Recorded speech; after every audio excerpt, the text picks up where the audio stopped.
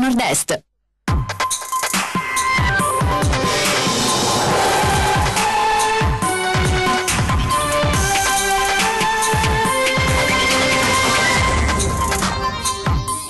Sono arrivati nuovi steward in piazza San Marco mentre la città pensa al Redentore e alla gestione dei flussi turistici in sicurezza, varchi pronti alla riattivazione.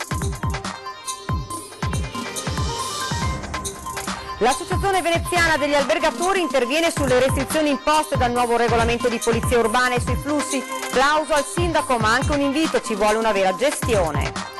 Dopo la rivolta unanime di tutte le categorie economiche contro il decreto dignità del Ministero Di Maio, la tensione è in parte stemperata dall'annuncio del ritorno dei voucher per l'agricoltura e il turismo. Salute e sicurezza sul lavoro dell'Assemblea Provinciale CGIL Cisluil, si muore come 50 anni fa, la denuncia dei sindacati impegnati in Veneto e prossimi all'incontro col nuovo governo a cui si chiede coerenza. L'appello di un anziano malato sulla sedia a rotelle: chiede al comune una casa a piano terra per poter uscire in autonomia. Cosa fare, ma soprattutto cosa non fare per evitare spiacevoli conseguenze dall'attintarella estiva da quest'estate negli alberghi e nei campeggi del litorale. A disposizione la consulenza di un dermatologo. Tra i luoghi magici di Venezia c'è una libreria unica al mondo, acqua alta, meta incessante di pellegrinaggi di tutto il pianeta, che grazie alla sua particolarità ha saputo resistere alla crisi che ha falciato il settore. Buonasera e ben ritrovati dalla redazione di Venezia. Questi dunque i titoli di oggi. Sono arrivati i nuovi steward in piazza San Marco mentre la città pensa al Redentore e alla gestione dei flussi turistici in sicurezza. Sono arrivati 15 ragazzi, fra ragazzi e ragazze, per cominciare quel servizio che serve per implementare la nostra campagna Enjoy Respect Venezia, e si va ad aggiungere a tutte le misure per la gestione dei flussi che abbiamo preventivato nel progetto di governance territoriale del turismo a Venezia. Fino al 31 dicembre i Gardens effettueranno quasi 8.000 ore di servizio nei punti nevralgici della città: Piazza San Marco, Piazzale Roma, Fondamenta Santa Lucia, l'area Realtina, Santi Apostoli, Fondamente 9, Campo della Carità, Campo San Bartolomeo, e saranno attivi anche durante i festeggiamenti per il Redentore, che vede già pronta la macchina della sicurezza e il ritorno dei varchi per la gestione dei flussi turistici. Da oggi ininterrottamente fino al 19 agosto, tesi a fronteggiare quella che diciamo è una stagione critica per la città, per afflusso di turisti soprattutto dalle spiagge durante le giornate di tempo meno bello. Proseguiamo nella sperimentazione e siamo fiduciosi che questo serva come è servito la volta scorsa, da deterrenza, per fare in modo che i turisti non si affollino sempre nei soliti posti e seguono sempre le solite calli o strade nel concetto della strada nuova. Massima sicurezza dunque. Saranno messi in campo 35 mezzi nautici e unità navali di forze di polizia e sicurezza e di enti e associazioni di supporto, coordinati da un centro operativo della Guardia Costiera ormeggiata a San Zaccaria. Se ci sono situazioni che possono mettere a rischio la sicurezza dei cittadini e dei turisti, si provvederà a chiudere i varchi. L'Associazione Veneziana degli Albergatori interviene sulle restrizioni imposte dal nuovo regolamento di polizia urbana e sui flussi. Plauso al sindaco Brugnaro, ma anche un invito: ci vuole una vera gestione e organizzazione dei flussi. Indubbiamente qualcosa bisognava fare, il sindaco ha dato un segno, ma oltre al segno importante, fondamentale, però ci vuole adesso una vera organizzazione di gestione dei flussi. L'Associazione Veneziana degli Albergatori plaude al percorso intrapreso dal sindaco Luigi Brugnaro per regolamentare l'accesso al centro storico della città. Alla vigilia delle celebrazioni della festa più sinceramente sentita dai veneziani, che ricorda la liberazione dalla peste, il Comune ha disposto la riattivazione dei varchi e sguinzagliato gli steward per deviare i turisti. Noi abbiamo sempre detto che va organizzata la gestione dei flussi dividendo il turismo residenziale, chi dorme a Venezia e a Mestre, e chi invece dorme nell'ampio territorio del Veneto, del Friuli e anche oltre. Chi viene dalla mattina alla sera non può entrare nella stessa porta d'ingresso invece del turista residenziale o di chi vive a Venezia, e deve entrare attraverso hub che devono essere costruiti sulla terraferma e che poi si collegano con Venezia per aree secondarie. L'AVA pensa alla Marittima o alle Fondamente Nuove. Certo, ci vorrà del tempo, almeno 3 anni, dice Claudio Scarpa. Intanto adattiamoci a queste limitazioni che indubbiamente hanno un segnale politico molto forte. Ma il plauso all'amministrazione Brugnaro arriva anche per avere finalmente deciso di mettere mano al regolamento di polizia urbana che in tempi brevi consentirà di disciplinare tra gli altri anche i comportamenti poco consoni al decoro della città d'arte. Una fetta minoritaria dei turisti è molto maleducata e a loro va insegnata l'educazione, per cui si tratta di provvedimenti amministrativi che immagino siano in vigore in tutte le città turistiche d'Europa, quindi non c'è nulla di cui lamentarsi, non c'è nulla di cui urlare, c'è solo da complimentarsi con il sindaco.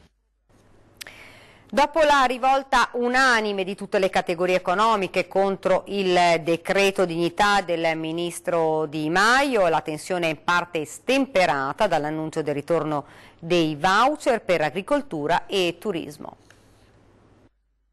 Quello che è avvilente è comprendere che c'è la percezione da parte di qualcuno che il voucher sia qualcosa di paragonabile al caporalato, non è così. Hanno fatto una tempesta in un bicchiere d'acqua, perché se voi considerate che il peso dei voucher sul monte ore lavorate in Italia è dello 0,6%, stiamo veramente parlando di un'inezia. Le associazioni di categoria del turismo applaudono all'unisono al ritorno dei voucher annunciato dopo alcune resistenze dal ministro del lavoro Luigi Di Maio.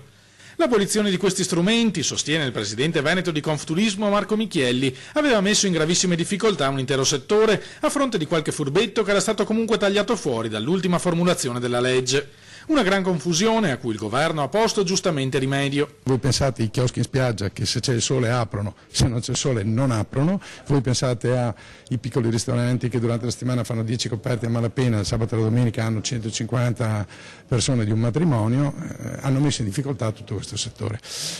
Mi lasci dire anche che hanno ributtato nel nero situazioni che grazie ai voucher erano state invece sbiancate completamente.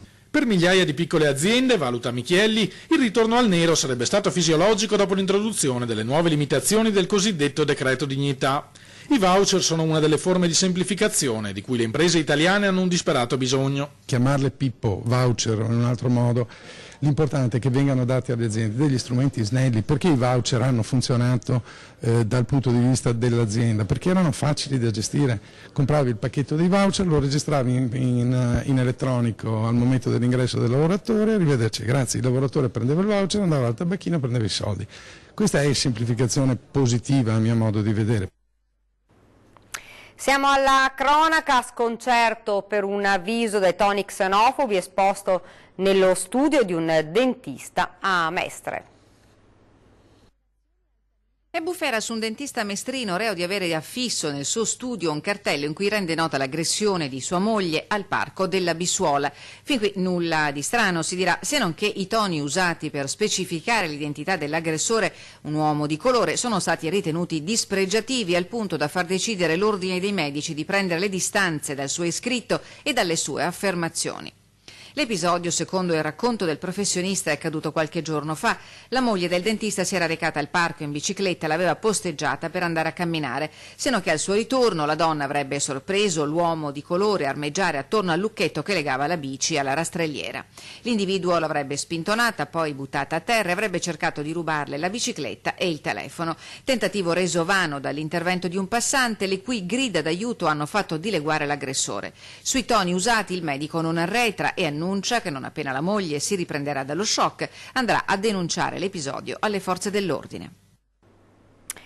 È morto all'ospedale di Mirano Sergio Fusaro, 73enne di Martellago, che da 3 anni lottava contro il morbo della mucca pazza. Fusaro aveva gestito fino agli anni 90 una macelleria a Marocco di Mogliano ed in seguito aveva lavorato con la stessa mansione in alcuni supermercati della zona. Come ricorda la moglie Angela, al momento della diagnosi i medici gli avevano dato al massimo 1 anno di vita, invece a dispetto delle previsioni e grazie alla sua tenacia è riuscito a vivere più di 3 anni, rimanendo a lungo semi-autosufficiente. Nonostante una possibile contaminazione dovuta alla carne bovina, non si è mai avuta la certezza di come Fusaro abbia contratto la malattia e per questo motivo l'unità operativa dell'ospedale di Vicenza è stata autorizzata ad eseguire un'attenta autopsia.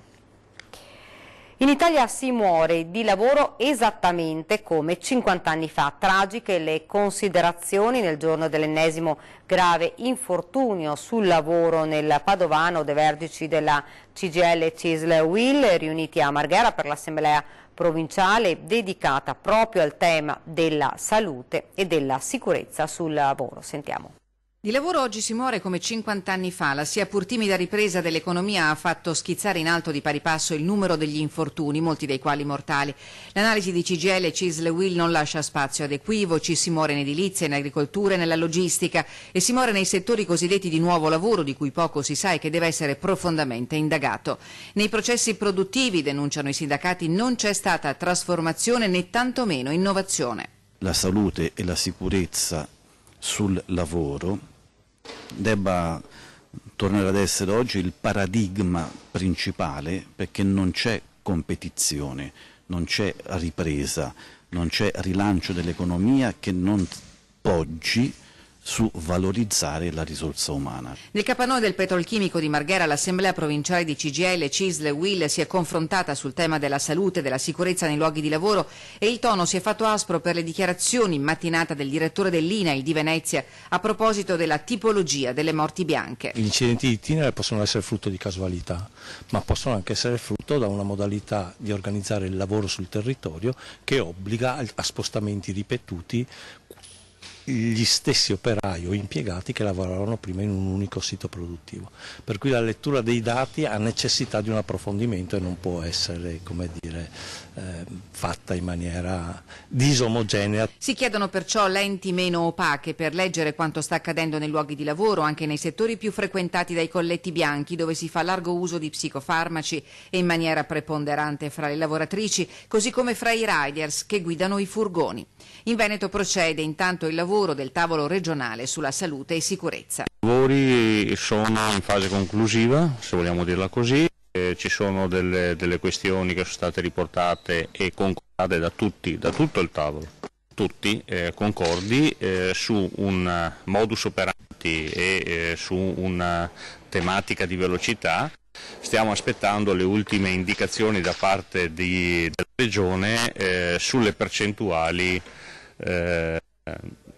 che verranno utilizzate per lo sviluppo delle cose urgenti. Nel frattempo si annuncia prossimo il confronto al tavolo nazionale. Sono sempre più le aziende venete che scelgono di investire in Spagna per una serie di motivazioni, ce le spiega l'avvocato Marco Bolognini che si occupa di affiancarle. La Spagna è un paese che piace agli italiani per gli investimenti, per la vicinanza anche, se si vuole, in un certo senso culturale, e ci sono numerose aziende venete, ce ne potrebbero essere anche di più, volendo, perché il terreno è abbastanza fertile. Comunque sì, c'è una rappresentanza veneta abbastanza nutrita. A parlare è uno dei soci fondatori, un veneziano, di un importante studio legale con base in Spagna che accompagna le aziende venete nella loro decisione di trasferirsi in terra straniera. Le motivazioni di questa scelta sono molteplici.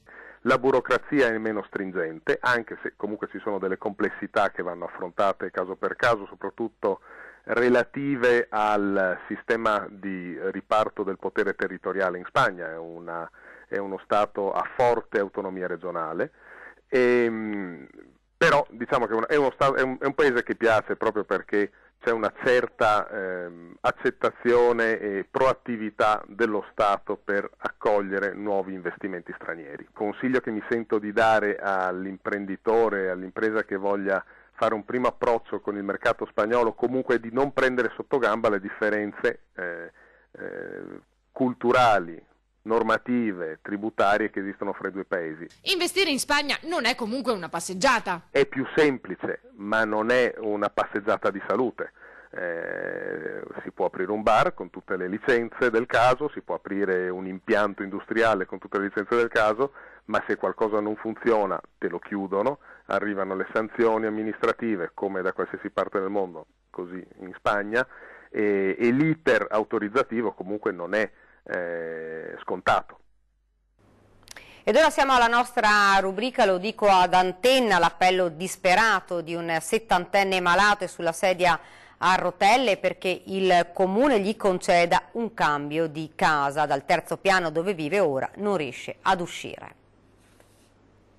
Lui è Ciro Vivardi, ha 71 anni e da alcuni mesi è costretto sulla sedia a rotelle.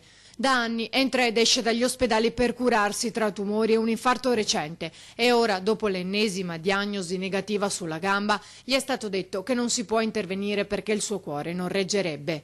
Da un anno vive in via della Rinascita a Marghera, in un appartamento di 40 metri con la moglie, affetta da demenza senile. Ma ora che è sulla sedia a rotelle, la figlia quarantenne si è dovuta trasferire con loro per prendersene cura e rinunciare al lavoro. La casa è al 3° piano e lui non può uscire se non con qualcuno che gli dia una mano. Prigioniero in casa, in quanto c'è lo scalino che è impossibile visto che non cammina, e sono costretta a chiamare delle persone nel palazzo per portarlo giù.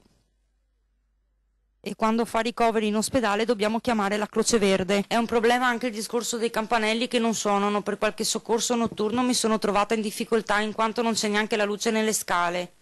Mi tocca col cellulare a fare un po' di luce per andare fino giù. Quando è stato assegnato l'appartamento, il signor Vivardi, seppur a fatica, si reggeva in piedi. La situazione col tempo è peggiorata. Io ho segnalato alla municipalità, di cui abbiamo avuto anche un colloquio col signor Bettin, dopo che il 6 di febbraio avevo inviato tutti gli incartamenti di queste patologie, insomma, di questa situazione. Non avendo avuto risposta, circa 2 mesi fa ho contattato Bettin. Il presidente della municipalità si è subito attivato, ma manca una firma fondamentale che la famiglia attende da mesi. Manca la firma dell'assessore Colle. Di qui la richiesta. Noi chiediamo un cambio al piano terra per poter affrontare questa situazione. Vorrei che gli fosse data un po' di dignità, o una persona che non deabola e costretta in trappola in casa.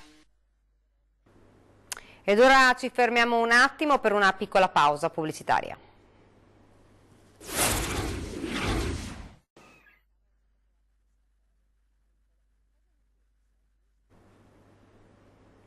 Bene, siamo tornati nuovamente in studio. Tra i luoghi magici di Venezia c'è una libreria unica al mondo che grazie alla sua particolarità ha saputo resistere alla crisi che ha falciato il settore.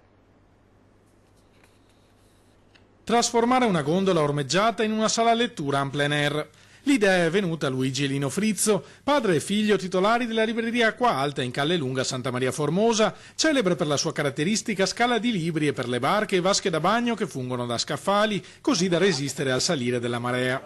Ora questo luogo magico si arricchisce di quella che è forse la prima sala lettura galleggiante al mondo. E chiedo a tutti se vogliono leggersi questa fiaba, che è un viaggio da Parigi a Venezia in rima. Uno ci mette 5 minuti, ha delle belle illustrazioni e tratta un po' anche la storia di Venezia. Immancabilmente presente nelle liste stilate in tutte le lingue sulle più belle librerie al mondo, l'Acqua Alta è meta incessante di pellegrinaggi dei bibliofili di tutto il pianeta, spesso alla ricerca di titoli rarissimi e ormai introvabili. Scovarli sotto le imponenti pile di volumi è parte irrinunciabile del piacere. Sono tanti, sono in doppia e anche terza fila, quindi sicuramente oltre i 100.000 volumi, e c'è un po' di ordine e disordine, diciamo, sono per argomento, però è il fatto che ce ne sia tanti, che li vedono, alla gente piace frugare, guardare cosa c'è sotto. Grazie a questa atmosfera unica l'Acqua Alta è riuscita a sopravvivere alla crisi che si è abbattuta sul settore, falcidiandole un tempo numerosissime librerie della città storica. Soprattutto con le ultime tecniche, internet, televisione ed altri, e si legge sempre meno. Tant'è vero che ho fatto una scala di enciclopedie perché praticamente in 30 anni non ho mai venduto un'enciclopedia, neanche di quelle belle. Qualcuno l'ho regalata, poi me l'hanno anche riportata indietro. Ed ora spazio ai consigli su cosa fare, ma soprattutto che cosa non fare per evitare spiacevoli conseguenze dell'ambita tintarella estiva. Stop alla bronzatura selvaggia che espone al rischio di contrarre eritemi solari e in casi estremi anche melanomi. Da quest'estate negli alberghi e nei campeggi di Bibione, Caorle, Eraclea, Jesolo e Cavallino la tintarella sarà più sicura grazie alla possibilità di avere la consulenza di un dermatologo. Il progetto Sicuri sotto il sole, nato su proposta di Federalberghi e sviluppato dall'ULSS 4, offre ai turisti una visita dermatologica a prezzo convenzionato in una delle strutture presenti in queste località balneari. L'ULSS del litorale adriatico dà questa opportunità di fare queste visite che sostanzialmente danno la possibilità di fare screening e quindi saltare, fra virgolette, anche le famose liste d'attesa, cioè vanno a sgravare le liste d'attesa per fare la mappatura dei nei, per fare appunto queste verifiche. Oltre alla visita c'è anche la raccolta dei dati del paziente, per cui anche l'anno successivo, se ritorna, può fare una seconda visita, vedere l'eventuale evoluzione. C'è anche un'attività scientifica di raccolta dati. Il turista che intende usufruire del pacchetto per la salute della pelle può rivolgersi alla reception dell'albergo o del campeggio in cui alloggia.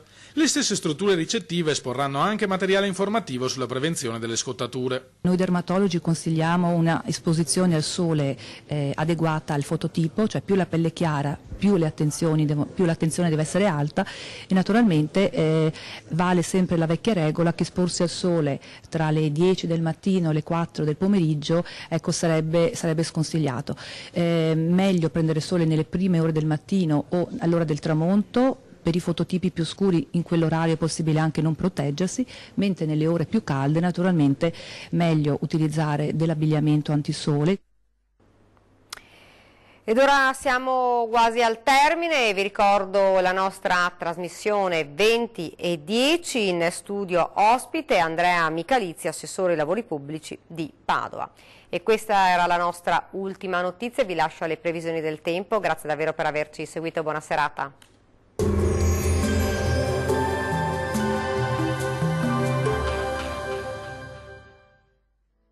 Ben ritrovati al meteo. Bel tempo ma qualche disturbo sulle nostre regioni. Vediamo il dettaglio di sabato 14 luglio. Sul Veneto sarà bel tempo nella prima parte della giornata, con ampio soleggiamento un po' su tutti i settori. Dal pomeriggio si accenderà l'instabilità sui rilievi del Bellunese, con qualche rovescio temporale, sempre buono invece altrove. Temperature minime tra 17 e 20 gradi, massime piuttosto calde, comprese tra 28 e 33 gradi. Diamo uno sguardo alla situazione del Friuli Venezia Giulia. Bellissima mattinata all'insegna del sole su tutti i settori. Il cielo sarà poco o parzialmente nuvoloso ovunque. Dal pomeriggio qualche addensamento anche con occasionali rovesci sui settori alpini. Temperature in aumento con minime comprese tra 18 e 20 gradi, valori massimi oscillanti invece tra 29 e 32 gradi circa.